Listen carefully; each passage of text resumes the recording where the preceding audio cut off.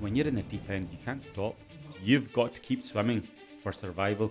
Now, today we have a very, very interesting guest. He's in food and beverage business, and you may have seen him on TikTok recently. I opened up Mushtaq's in Hamilton. It generated millions. I built the biggest takeaway kitchen in Britain. That business was phenomenally successful. We used to turn out one freshly cooked meal every 15 seconds. What were the challenges that you faced? Challenges? Yeah. I think you've asked me the right question. There are so many gurus out there telling you about the multi-millionaire lifestyle, and it's great, and cars and houses and what a fantastic lifestyle and designer goods. I'll tell you something, I'll tell you the truth. It is totally the opposite. What's your biggest fear? Biggest fear is losing it all. And honestly, this got me. It's like the little girl is sitting there, just totally like this. And I thought, the weight of poverty is this.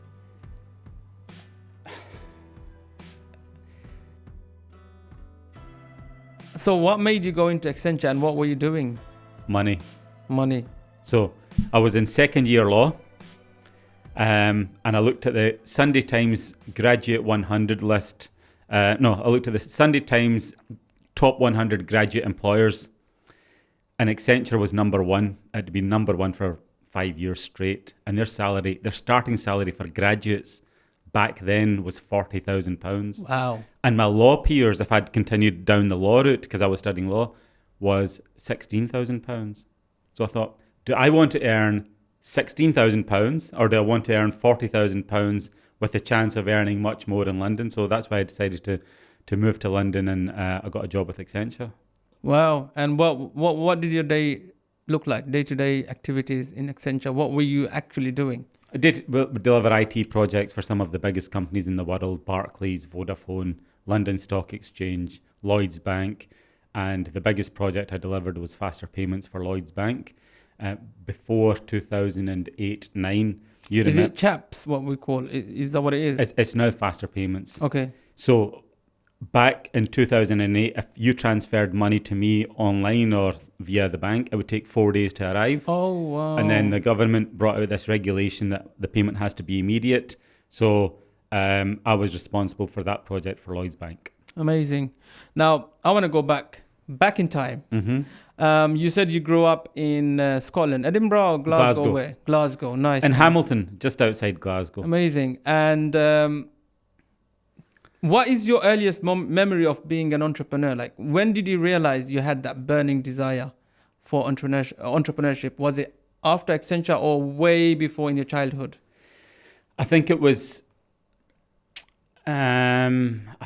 after about 5 years in the corporate world, I realised I could go out there in the real world. I wanted to test myself. I wanted to test my business skills. And it's very well being a great employee in a large company with 1,000 safety nets underneath you. But the true test of an entrepreneur is when you go out there in the real world and make it by yourself without any safety nets underneath you. So that's why I decided I really, really wanted to test my own business acumen, and the only place to do that is in the real business world. Amazing. And now, what were you like in classroom in primary school? In primary school, I think my grades were always all right. They were okay. I wasn't... It doesn't look like you're a guy with all right. It looks like you were what we call boffin. Like, you kind of like, had all the top marks. No, not at all. And there's a reason for that. I think I was not a very good student. My grades were good, but I wasn't a very good student. Time and time again, easily distracted. Ajmal could do better, but he's very easily distracted. And that easily distracted is very, very, very useful skill in the real business world. Because when you're running a business, you need to know what's going on. You need to know what marketing's doing. You need to know what this department's doing. You need to know what's happening in the kitchen. You need to know what the sales teams are doing. You need to be finger on the pulse. You can't be there like a donkey with your blinkers on and just focusing on the one task of memory. So that's what school taught me. The fact that pure memory is good, but it's not relevant in the real business world. So they diagnosed that you get just distracted quite Easily easily. distracted. But in the real business world, being easily distracted is actually a key skill, because it just helps you keep your finger on. You know what? on I never every looked pulse. at it this way, because I always thought, you know what, you need to be focused, on whatever you're doing. I mean, where do you kind of balance? Because you have to have certain elements of focus on the task that you're doing. Yeah. But then again, as you said, like, you need some ability to kind of juggle and move around. Right. So if you're an entrepreneur, you are going to wear 10, 15, 20 different hats a day. You need to be able to juggle different tasks. You need to be able to get on top of all of the different tasks. 1 minute you're doing marketing, the next minute you're doing sales, the next minute you're the bloody janitor trying to find keys for the storeroom that someone's misplaced. The next minute you're doing, you've got some staff issues that you're dealing with.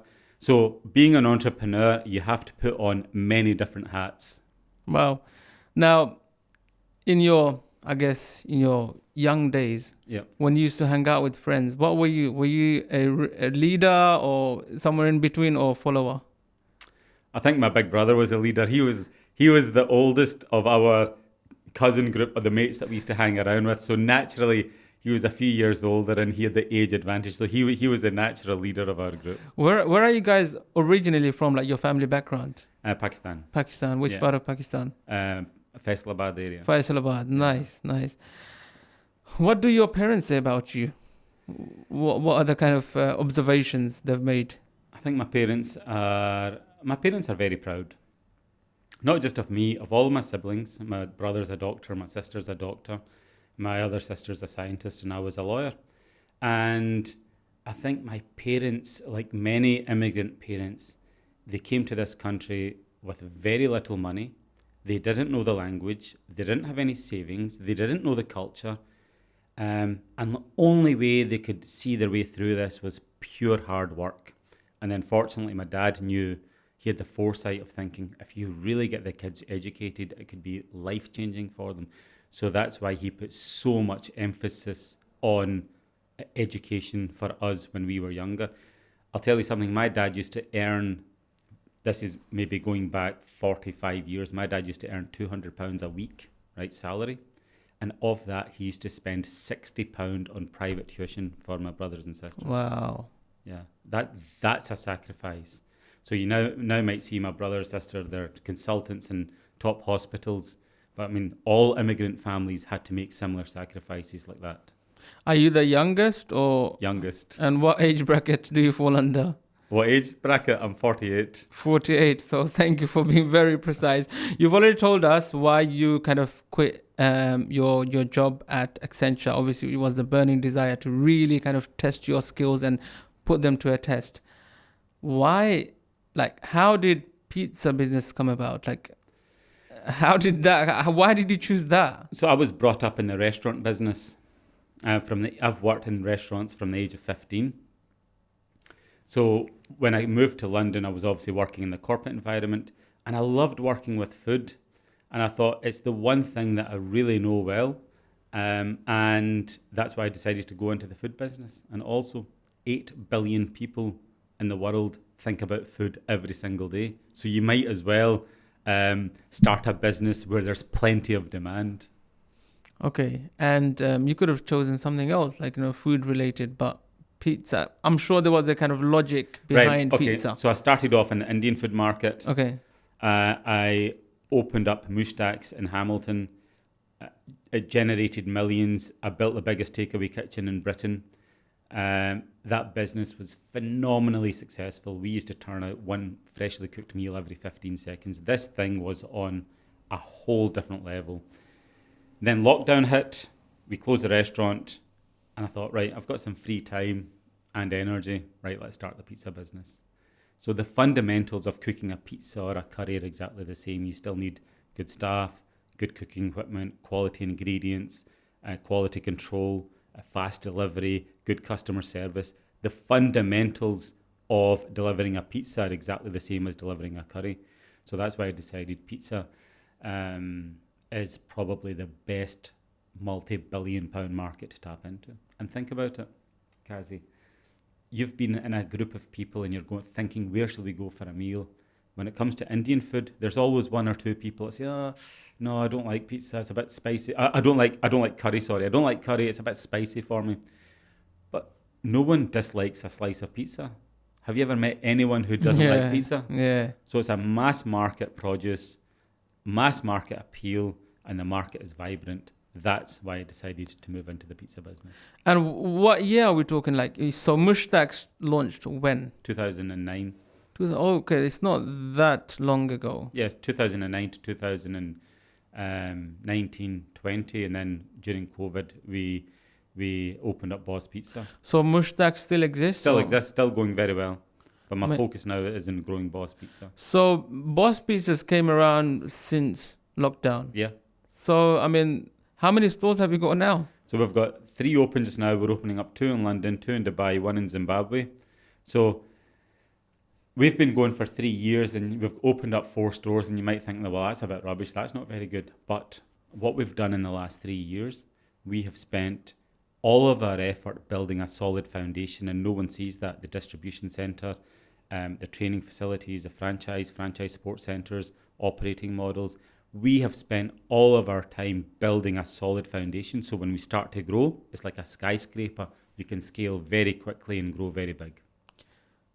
Now, I'm sure you've had a lot of kind of setbacks along the way. Mm-hmm. Why don't you tell us about some of the stuff that people don't really kind of get to know? But I would like to know, what were the setbacks and, what were the challenges that you faced, even throughout the pandemic, before pandemic? I mean...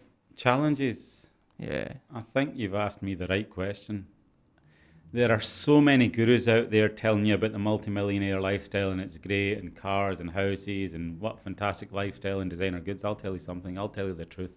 It is totally the opposite. Running your own business is probably the most difficult thing you can do. And I'm speaking from experience. For the first 6 years of my business, I hardly saw my son, period. I was just working constantly. I was in the deep end, and I was in the deep end swimming.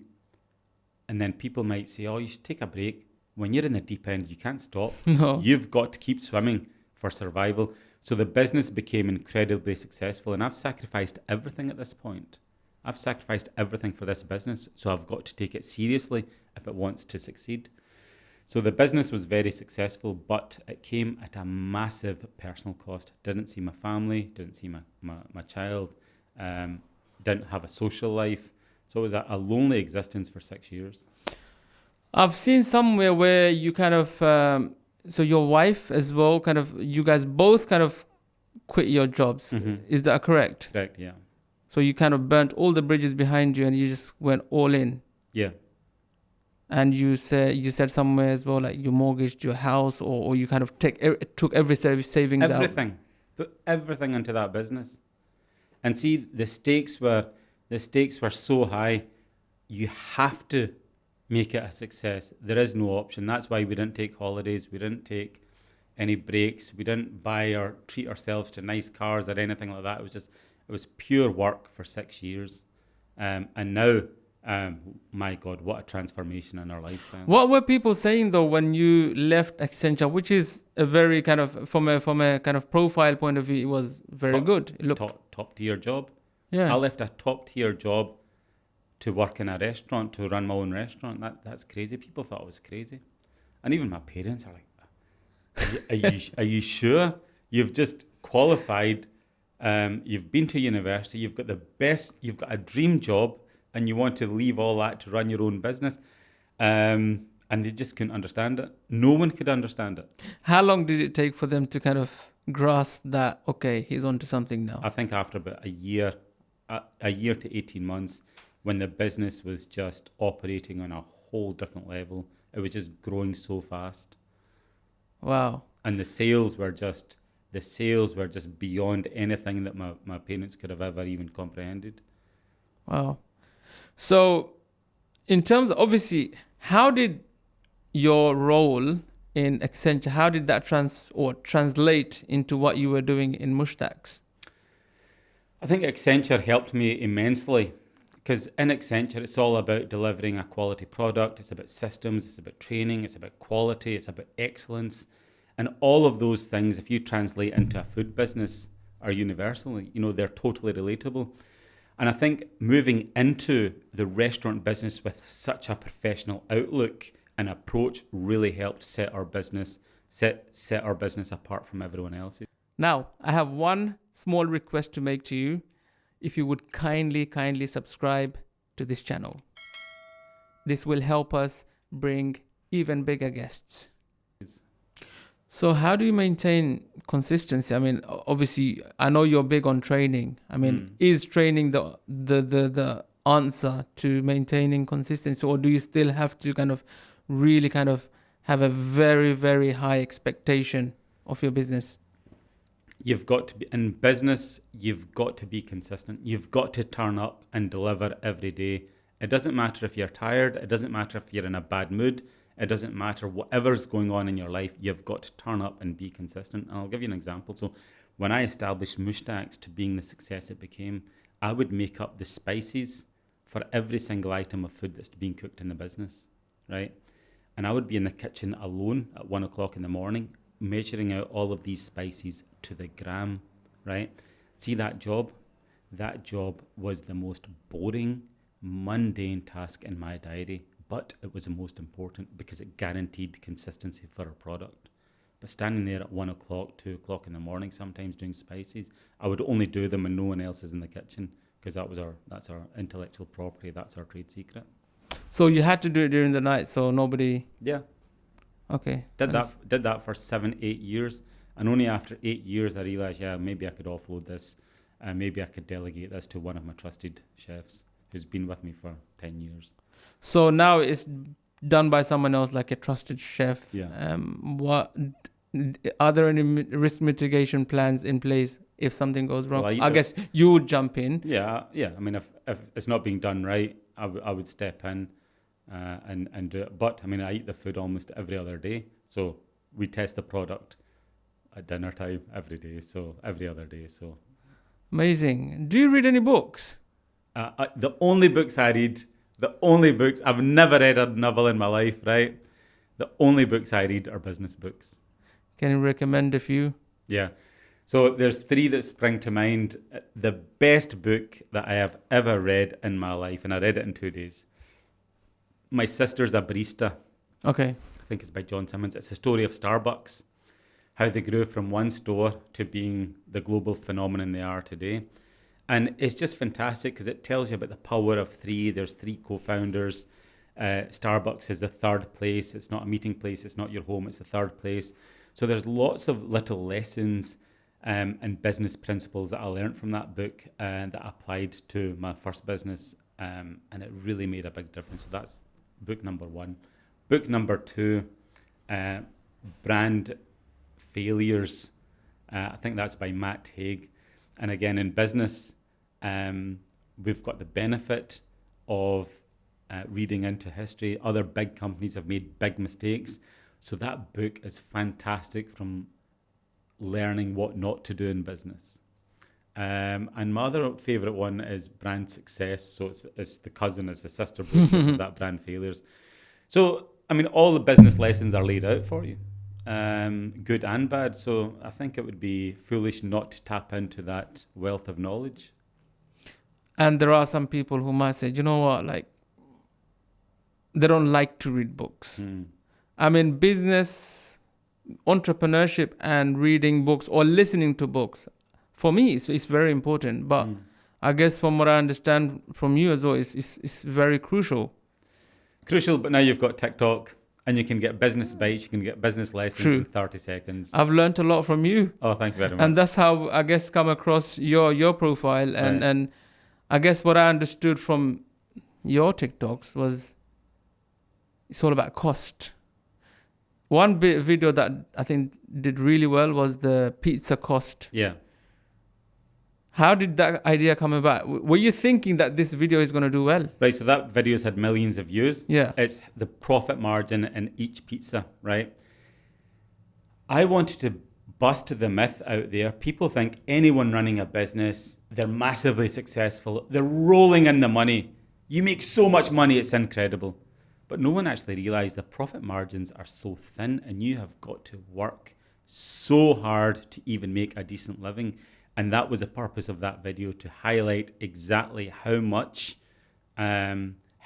profit is actually in the food business, and how much of the sales the government takes. The government takes almost half of what we earn, one way or another. You know, someone said to me once, in pizza business, the only costly thing is the box. The box, yeah, the dough's free, the cheese is free, the labour's free, the toppings are free, the premises is free, the rent is free, the pizza machines are free, everything's free. The only thing you pay for is the box. Oh dear. So people actually, and this is the reason I started my TikTok, I'm going against almost every entrepreneur's TikTok or YouTube account. I'm just sharing the real lessons in business, the real hardships in business. And I've been accused of being negative. I'm not negative. I'm realistic in my delivery of information. And when did TikTok journey come about? TikTok journey came about only last year. I started last year. Really? Yeah. And what triggered that? I like TikTok. The reason I like TikTok, you can deliver the message within 30 seconds and that's it. If you go to YouTube for the same information, it's like light bulb, how to change a light bulb. You go to YouTube, this is what happens. Hi guys, thanks very much for joining my, hi guys, thanks very much for watching this video. In today's video, I'm going to show you how to change a light bulb. If you like watching people change light bulbs, subscribe, like for more. I share these videos. Oh, nonsense. 5-minute nonsense, and then there's 10 seconds of him changing a light bulb. You go to TikTok, how to change a light bulb. Here you go, that's how you change a light bulb. TikTok gets to the point very fast, and there's none of the fat, there's none of the chat that doesn't add any value. That's why I like TikTok. It suits my style. I'm a very direct person, and TikTok is perfectly suited to my type of content. Do you think TikTok also forces you to be more focused and like really kind of think what's going to add value? Yeah, you've got to get to the point fast. You've got to hook in the audience within 2-3 seconds. You've got to deliver your point and add value to the consumer, all within the space of 20-30 seconds. Now, that was the good days when people got a lot of views. But I mean, what's your kind of views on TikTok now? Has that changed, or is it still as powerful as it used to be? If you are delivering value to your audience, that will remain. People will always subscribe and follow you. Fact. It's as simple as that.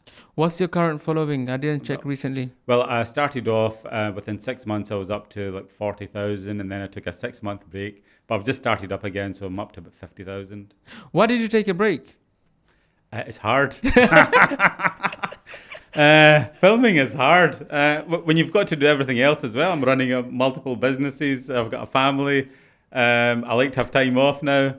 Running a full-time account is hard, and it's expensive as well, which is why there's not that many business TikTok creators out there. You know, the ones that are, they've got a bit of money behind them, like Gary Vee, there's a few guys in America, like it costs thousands of pounds. Alec Hormozy spends £20,000-30,000 a month putting out his videos.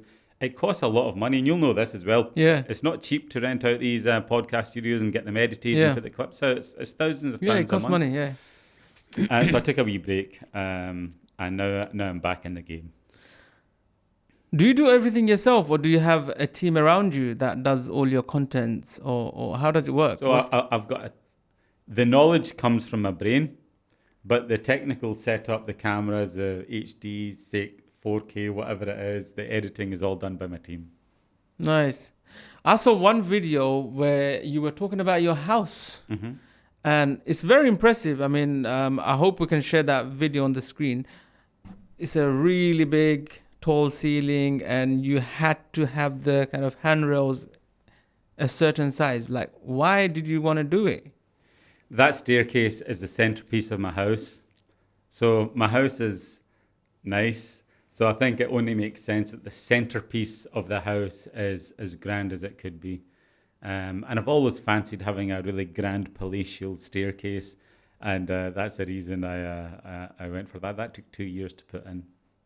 And was it one of your own requirements that it needs to be that thick? Everything was, the handrail was chunky. The wood that we used is Indian rosewood. It was imported. Everything's hand carved. I think only when you step into the staircase do you get a sense of the scale of it. When you see pictures, you think, yeah, that's okay, that's nice.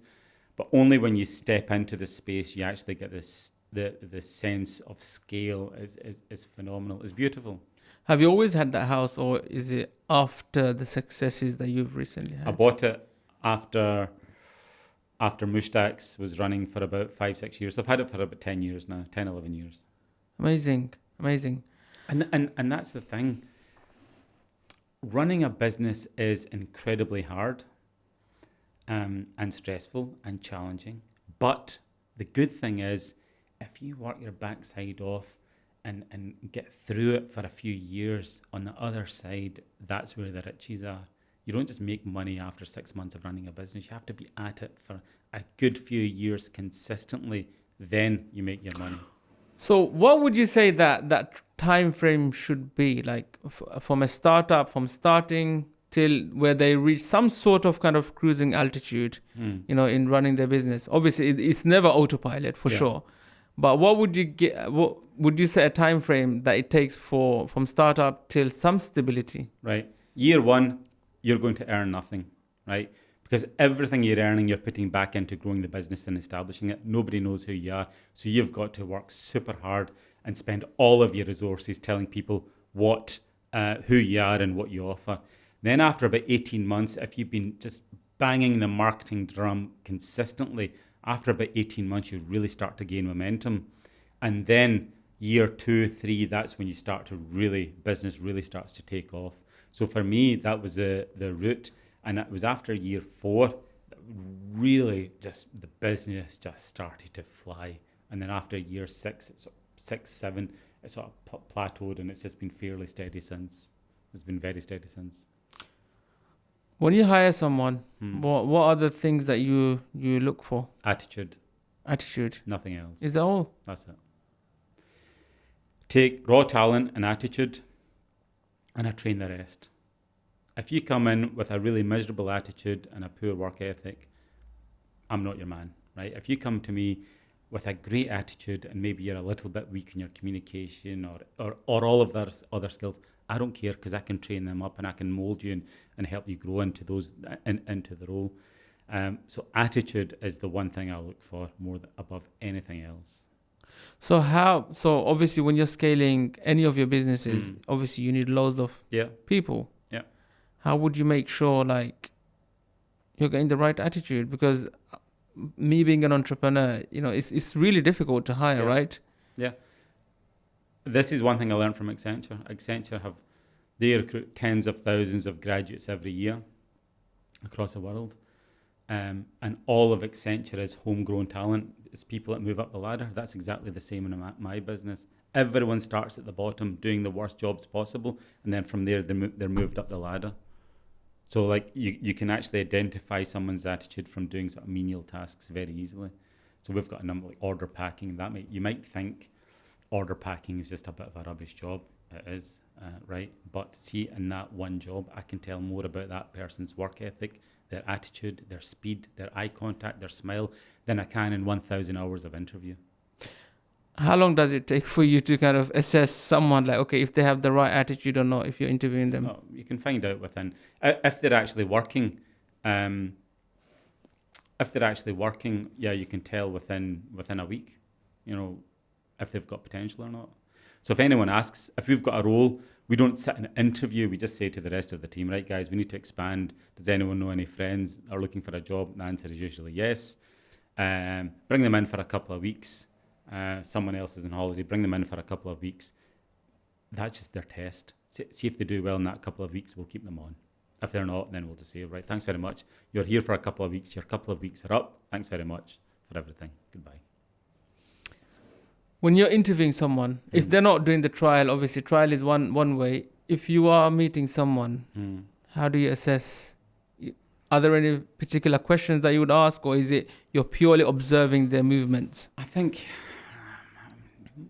everything, body language, eye contact, verbal communication, non-verbal communication, have they got the ability to make a point fast and get to the point fast?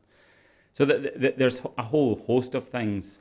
And in Accenture, I was working in recruiting for a while, and it's a points-based system. But if you're good at playing the game, you can come across very good in interview. You can sit there and, having practiced all interview questions, you can smash it. But the question is, when you actually get to your job, are you just as good, or is that a bit more difficult? So it's a tough one. What does someone have to do to be a good staff and work their way up fast? Generally, again, good attitude, good work ethic, turn up on time, be flexible, good eye contact, good smile. Now, I'm not talking like a beautifully dentures or nicely turkey teeth or anything. I'm just talking a nice smile, pleasant attitude with the customers, pleasant attitude with the team. It's just all of the sort of basic things. Because if you're moving up the ladder, then you're going to be leading other people as well, and you've got to make sure that you're putting the right people in charge. Because if you don't, you could end up pissing off the team below you. Yeah, that's a tricky one, isn't it? Like that diplomacy element, being able to get along with people, is super important. Now, obviously, you're a cost man. From what I understand, you are brutal on your costings and understanding the cost. But how do you balance between cost and quality? Like, what is that tipping point? No, I think I'm a cost man, but the first thing I always say, the most important thing in business is your product. If your product isn't right, nothing else matters. So if you were to come to my place, let's say for a pizza, and the pizza is rubbery, burnt, and rubbish, you don't care about the website. You don't care about the fact that the person serving you smiled. You don't care about the slick design. You don't care about the branded cars. You care about nothing. The quality of the food was rubbish. But if the product is good, then everything else falls into, oh, fucking hell, all right, that ordering on that website was slick as anything. Yeah, the staff in there were really pleasant. This store is looking really sharp. All of the things fall into place and add up if the product is good. But if your product isn't good, nothing else matters. So for me, product is the most important thing in business. Go for it. What's your favorite cuisine? Is it Pakistani or I guess Scottish or British? I'm confused. I think my favorite food is Indian food. You just can't beat the flavors, the quality ingredients, the richness, the aromas. It's just unrivaled. Do Scottish have any national dishes or what is it? I think it's fish and chips and friday or haggis. What do you like more, Scotland or Pakistan?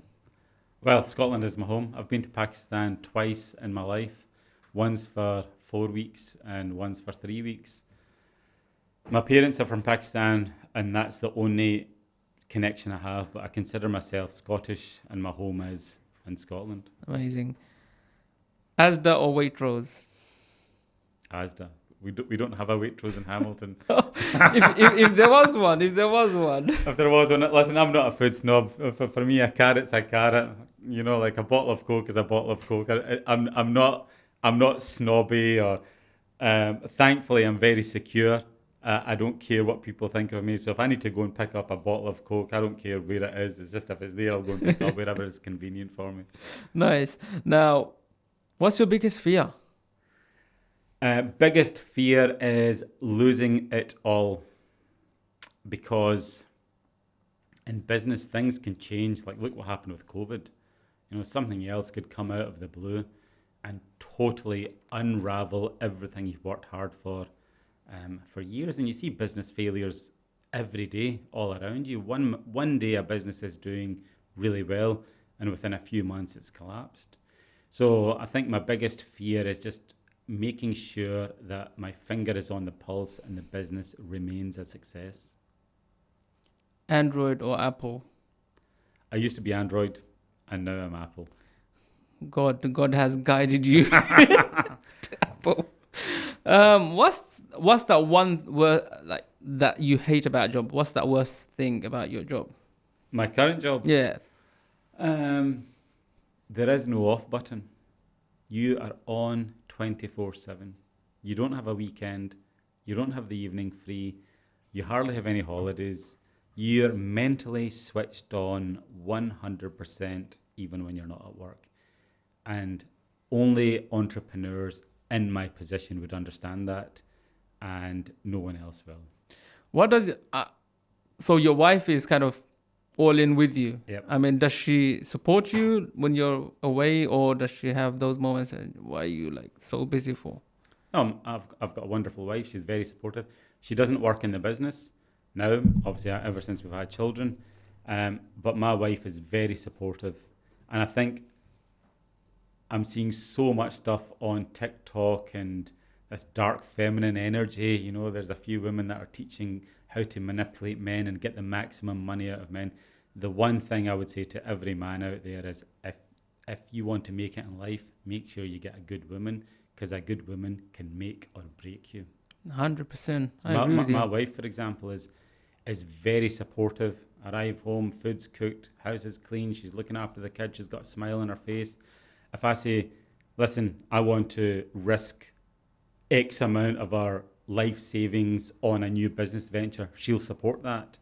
So she's very supportive, and I think when I look around my peer group, a lot of my friends who are in a similar successful position, they've all got long-term relationships, they've got support from their wives, and their wives aren't really into sort of designer gears or looking fake or all that type of stuff. So a good woman can make or break you.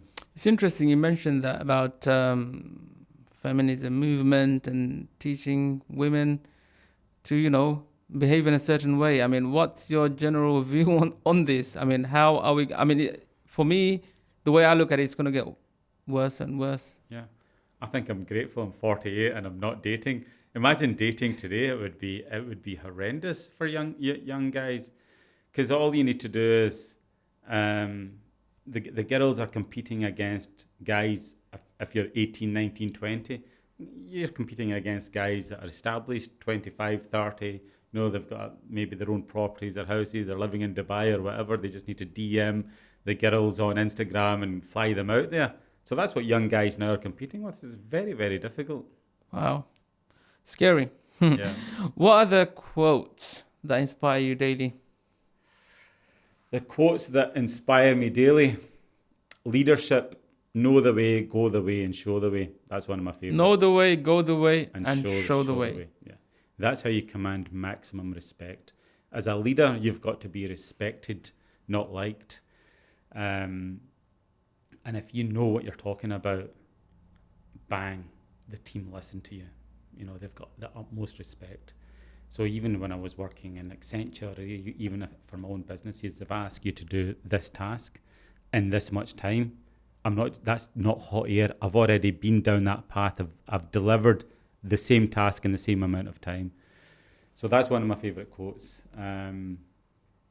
Another one is, if someone lets you down once, it's their fault. If they let you down twice, it's your fault. Interesting. And in business, you're going to get people promising a lot and wasting your time. And you've got to make sure you get good at just filtering out the crap. You know what? You say that because... Do you fire fast?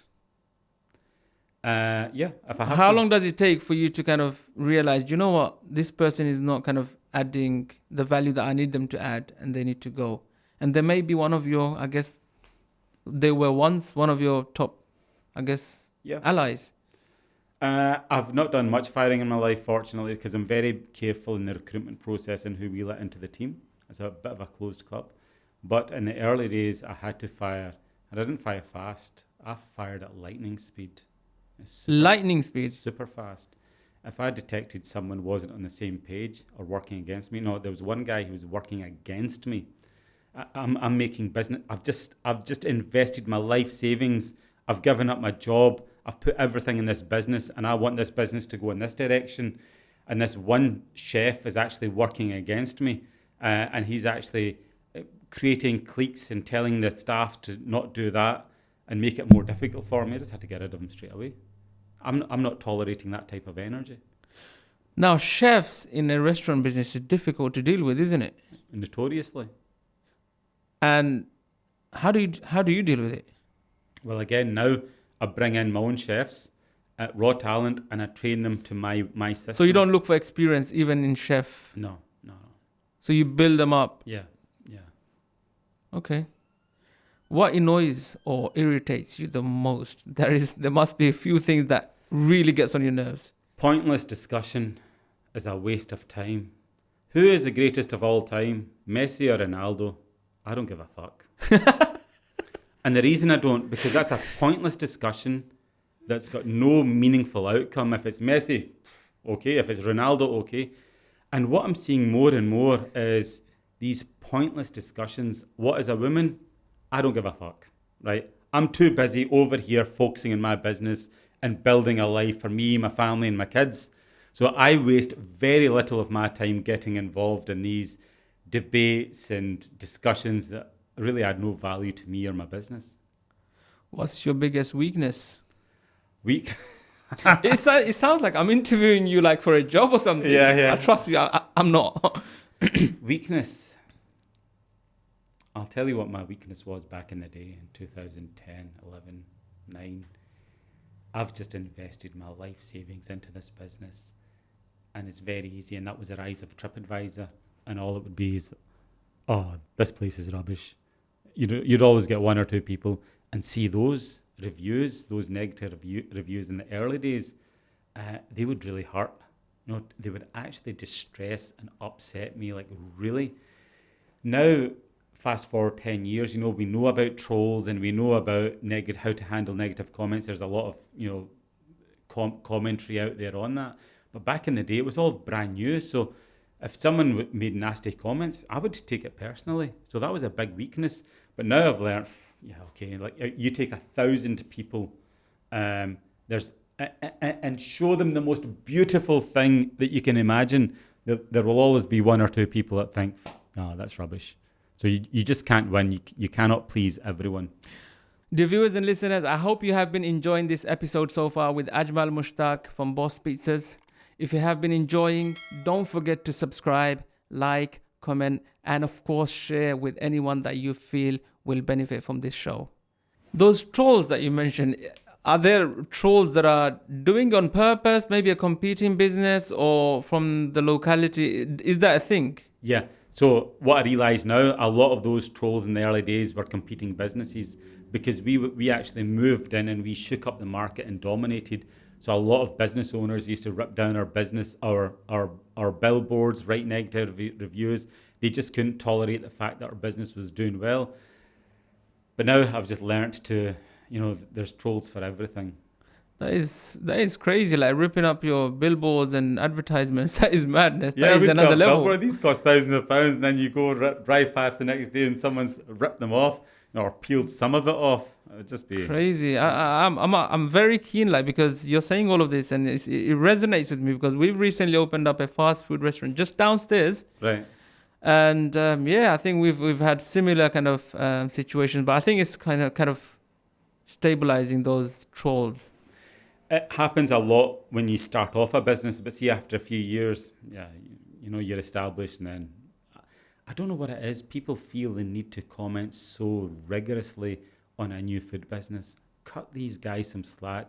They're working their asses off to try and make a living, and they don't need you to come along and give your expert opinion. See, if you're that keen on giving your expert opinion, bloody open up a business and do it yourself, and let's see you succeed. Never in a million years will you be able to do that. Now, has money made you a better person? I think so, yes. In what way?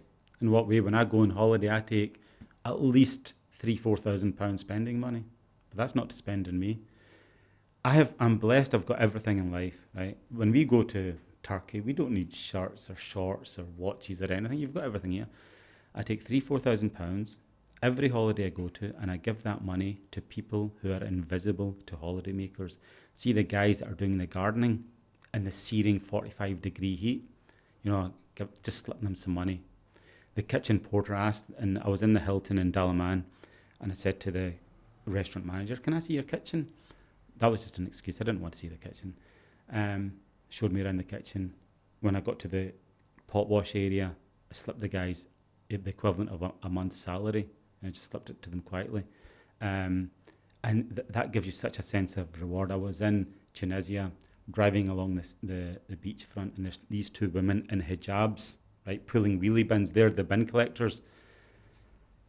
I was like, 50 degrees. They're wearing hijabs out there in the searing sun, walking, and we're sitting in air-conditioned cars. And I said to the taxi driver, "How much do these ladies earn a month?" And he says, this much. And I got that much money and handed each of them a month's salary, just like that. So when we go on holiday, we see the fancy hotels and the beautiful food and everyone's dressed nice, but see behind that, there's a lot of hardship and poverty. And I like just donating a lot of money to these people. There was one really got me. I had my daughter was 3 years old at the time. Have you got kids? Yeah. You know, kids don't sit still, No. do they? No. Right, especially at 3 years old. This lady sitting in a street corner, she's got a 3-year-old sitting next to her. The woman is selling bread. And honestly, this got me. It's like the little girl is sitting there, just totally like this. And I thought, you know, the weight of poverty is the weight of poverty is weighing down on this little girl and preventing her from being a child. And that got me. And I didn't have any money on Which that. country was that? And this was Tunisia as well, on a street corner. And I didn't have any money on me that day, maybe what it was, just 10 or 15 pounds. But I went to the bank the following day. I got 500 pounds, and I gave this lady 500 pounds. And she says, "Here, let me give you a bread. She was overwhelmed, and I was overwhelmed as well. And I went to the shop before I gave her the money. I went to the shop, bought the girl some toys, a bottle of Coke for her and her mum, and a couple of other little trinkets for the girl that would just put a smile on her face. And so I think giving money is actually very important. And see, poverty is all around us, but we don't actually see it. We don't see it. We're so busy in our life. We're so busy enjoying our holidays and everything else. But see, next time you go on holiday, Yeah. just look beyond the lavish hotels and you'll see the poverty right there. I was recently in Saudi, and obviously the room cleaner was coming, and obviously somehow I felt like he was indicating something. Yeah. And I was like, you know what? Like, I've got money in my pocket. Should I give it to him or should I not give it to him? And I was like, you know what? Why is this guy here anyway? Like, he's probably from Bangladesh or somewhere else. Yeah. Like, if he had the chance, he would probably be in Britain as well. Yeah. Then I thought, you know what? I'm just going to give him whatever I've got. And I just gave it. And I just I felt so good. Yeah. That's it. It does make you feel good. So giving is actually one of the best things you can do, because it gives you peace and happiness inside the fact that you've made someone else's life better. And see, when I hand out this money on every holiday I go to, I don't take pictures and show, "Oh, look at me giving money. Look at me giving." I don't do that. I just give it and that's it. And actually, this is the first time I've ever spoken about that. Thank you. I really appreciate you sharing, because I'm moved as well.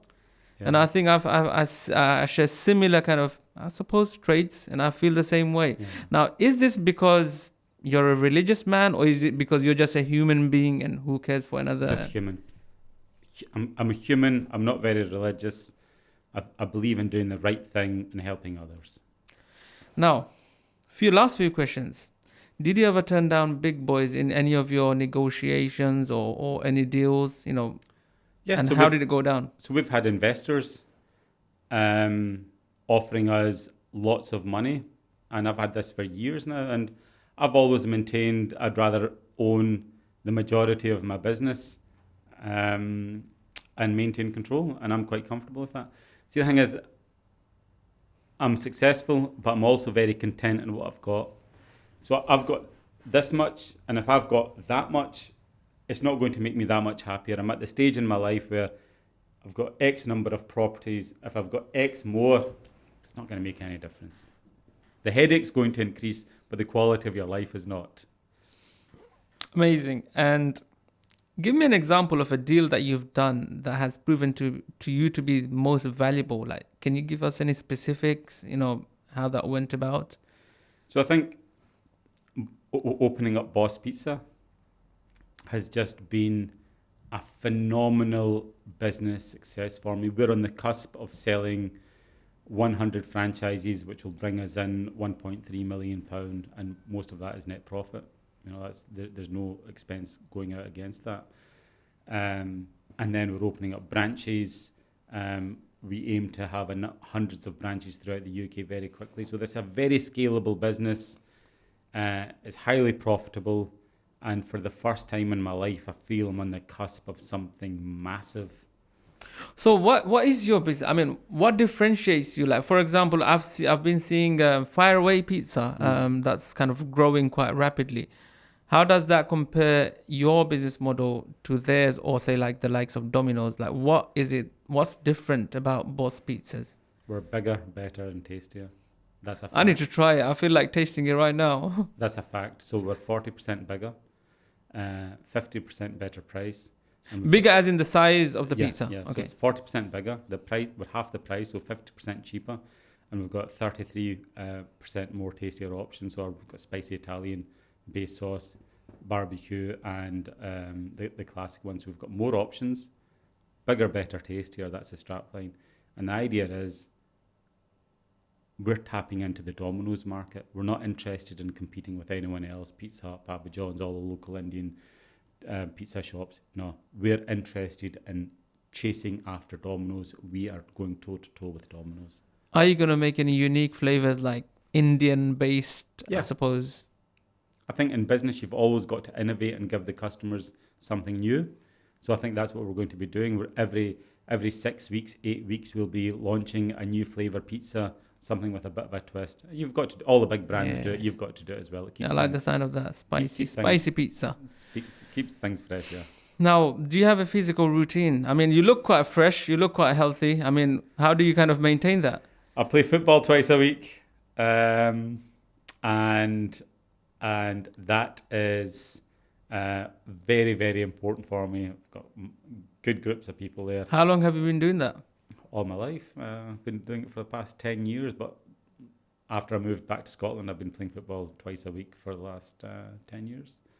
And then I like to go to the gym, but I'm not into bodybuilding, and just to keep physically in okay shape. And it's hard when you're juggling a family and business. Yeah. It's very easy to put on food. I can look at a chocolate bar and put on weight. That's how my body works. So are there any particular times that you like to go into gym, or is it just as and when you can fit in? First thing in the morning. Yeah, I like that, because that's what I've been doing for the last, I guess, 4 weeks now. Right. And it's so much better. It's like you just go in and you just kind of get it out of the way, and you've got the rest of the day to yourself. Autopilot. The minute you wake up, straight to the gym. And see, when you come home from a hard day's work, Yeah. I just can't be bothered going to the gym. So yeah, better to do it in the morning. Now, a lot of people who are watching this, they are probably not entrepreneurs yet, and they probably want to be an entrepreneur. And I guess one of my key purpose is to try and ignite that spark, because I don't think you can hold hands all the way. I think there's a certain stage where you just have to kind of let them get on with it, and if they get on with it, that's fine, and if they don't, then they're not entrepreneurs. What advice do you have for our audiences? Entrepreneurship is very sexy at the moment. Everyone's talking about it. You've got the likes of Gary Vee, Grant Cardone. Everyone is banging the entrepreneurship. Why work for someone else when you can work for yourself? Just Google how many businesses fail in year 1, 2, and 3. And you'll be shocked. So many businesses fail. And that's the reason I talk about this a lot in my TikTok. If you are going into business, do it. It's probably the most rewarding, challenging, exciting thing you will ever do. But it's also the most difficult and stressful thing you will do. Should they go in business or should they not? I mean, Well, okay. Assume someone decided that they want to do it. They really want to do it. Yeah. Like, what are the kind of precautionary steps that they need to take before they embark on this journey? If they decide to go into business, then they've got to go all in 100%, consistently show up every single day. You're going to work harder, longer, with more intensity than you've ever done before. And if you do that consistently, you'll win. Amazing. And for those who are kind of in between, would you say, you know what, just stick to a good job, and if you're not sure about it, just be good at your job and be the best you can be? Great point, Kazi. I'll tell you the happiest time in my life. Now that I'm 48 now, I can look back on my whole life. The happiest point is when I was working in London, earning £70,000. That was the happiest moment in my life. Stress-free, had a good job. I didn't have any headaches. I would go to work, come home, enjoy the evenings, enjoy the weekends, enjoy my 6 weeks holiday. And I had peace of mind at that point. So for me, if now with hindsight looking back, that was the single happiest moment of my life. And I have one last question for you, and I guess this is more kind of specific to us Asians. Yep. There's a narrative like if you work for a corporate company, English company, or Western company, then you're deemed to be successful. I mean, can they not just work with their own? And there are a lot of businesses coming up, that can tap into their intelligence and knowledge. How can we entice our own people to really kind of start looking closer to home and looking at smaller businesses that they can kind of really help propel forward? Is it their job to propel it forward, though, these businesses? I mean, if you're a graduate, would you not rather, for prestige purposes alone and money, work for a bigger company? Yeah, I probably would. Yeah, so like, I don't know. I don't think your race or culture should have any bearing on your decision making. As a graduate just leaving university, I want to work for the best company, and I shouldn't look, is that Asian, is it like African, is it white? I shouldn't worry about that. What is the best company for my skill set? There is that company, and I don't care who's in charge, what race or demographic or culture is in charge of that company. I'm glad you said that, because when I look at people, I just see people. I don't see a certain color. Yeah. So yes, I'm glad you said that. So I guess this really kind of brings an end to our kind of discussion. I think it has been really, really informative. I've learned a lot from you, even before we met, with those sound bites, quick TikTok videos, and do you know what? I don't know, like if you do any consultancy business on the side, then I would love to talk to you further about our restaurant and then how we can kind of get your support. But I guess that's a discussion to be had offline. But I really appreciate your time, and I hope our viewers and listeners will enjoy, and they will take something away that will spark that interest of entrepreneurship. Let me ask you a couple of questions as well. Were you the guy behind Furnace Airways? Yes. Like, what happened with that? What happened with that is come to a it came to a grinding halt, unfortunately, just before pandemic. Right. And then that was it. We didn't have the funding to recover from the situation. So. And what are you doing now? What am I doing now? So historically, I've always been in retail business. Suno Musk is our main business. We've got a branch in Silverburn, Glasgow. We operate mainly from shopping centres as a concession. And that's always been our business since 2009. We started off with £600 startup capital, no bank loans, no bank funding, no credit cards, no investors, nothing whatsoever. We currently employ about 300 people across 5 countries. And we've got a few brands kind of on the side. So one of them is Buddy's Restaurant, which is a fast food restaurant that you would find in local places like Tower Hamlets, where they add a twist of, I guess, Bangladeshi or Pakistani flavors into the fast food, and it makes really interesting. And we wanted to kind of take that and make it more kind of mainstream, like KFC or something, and still keep the menu and offering same. And that's one of the ones that I'm really kind of excited about, because it's very old school the way it operates, and I wanted to kind of see if we can add some of the modern touches to it. So that's kind of mainly us. Retail, bit of fast F&B now. And who knows, let's see what's coming. But I think Suno Musk has to be the one that's really going to make the impact. And let me ask you again, what's your favourite business quote of all time? My favourite or book even, like what's your favourite? Book has to be, I would say, the one that I keep going back to is the No Excuses book by Brian Tracy. Right. And if it was the second one, I would say it should have been the first one, but I've kind of read it a few times. Think and Grow Rich, because that's the one that kind of really triggered all my kind of, or it realigned my nuts and bolts in my brain to kind of think in a certain way. So that's really impacted in a very positive way.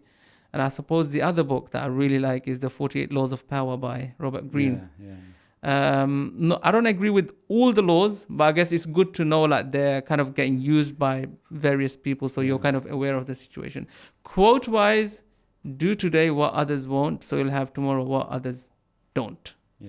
I don't know who it's by. I think it's Tony Robbins or someone, but another one is Steve Jobs one. I'm very fascinated by this man. I don't know, I read a lot of his books. I'm watching a lot of his old videos. This guy's a genius. Yeah, that's a good one. I like that. There's another quote that my dad uses, and I love it. And I suppose it's got that Asian work ethic in it. It is, work like a slave, rest like a king. So when you're working, you are bloody working your ass off. And then when you rest, you really rest. Yeah, that's that's a good one. Yeah, it's definitely a good one. So yeah. Mushtaq, Ajmal. Ajmal is your kind of... Ajmal Mushtaq. Yeah, Ajmal Mushtaq. Thank you so much. And I look forward to, I guess staying in touch. And, I'm sure we can keep communications open and maybe collaborate at some point in the near future. Let's see. Oh, by the way, one last question. How much does it cost to have a Boss Pizza? The franchise fee is only £13,500. £13,500. And then we cut out the shop. That could be anywhere between 60 and 150,000. It depends on the size. It depends on the size of the shop and the condition of the shop. And what areas are you keen on in London at the moment? I've just sold the master franchise for London. We're opening up in Hammersmith and Acton. Acton is opening up in a few weeks' time. I'm actually here to check the progress of the shop. And then we're going to just be opening them up all over London.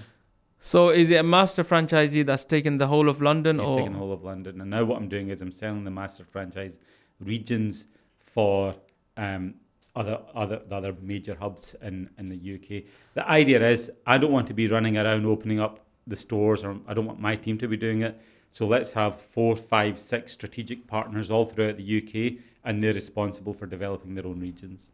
Amazing. So what's available right now? What's available? So the Manchester one's available. Northeast Scotland's available, and I think the Newcastle, Middlesbrough, Sunderland area is available. Nice. Sold very fast. Fantastic. Very, very quick. All right, thank you very much, and let's stay in touch. Thank you very much. Cheers. Thanks.